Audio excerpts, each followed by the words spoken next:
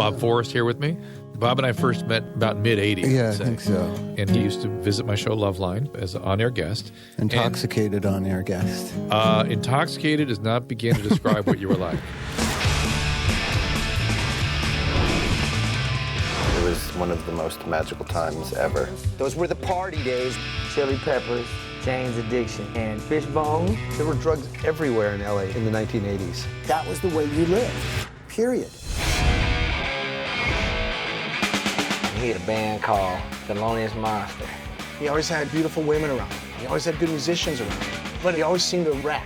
He's a great songwriter. He's a giving, good soul. Bob really just seemed like a god to me.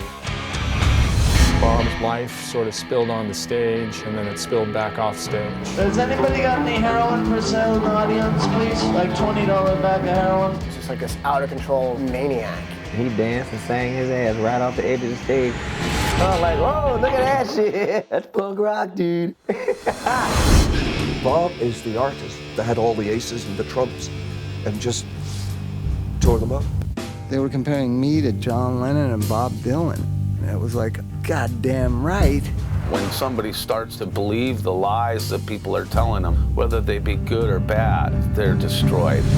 As soon as I could ask her why he wasn't around, she explained to me what a junkie was. Bob tried a lot of times to quit. I went to over 20 rehabs and tried for 9 years. You know, I thought inevitably this isn't going to end well. Then I was mistaken, because it does end well if you don't die.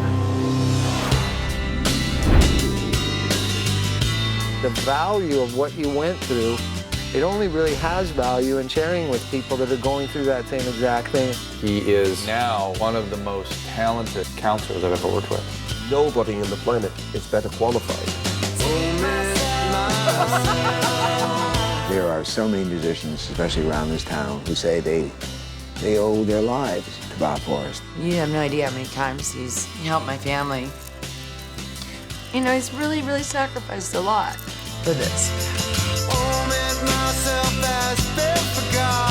I defend the undefended or something like with drug addicts. I just love drug addicts. He was like the least likely person to become the Phoenix. This junkie turned into this angel. What's really above whether you succeed or fail at music is the fact that we're all still alive, and that's an important message.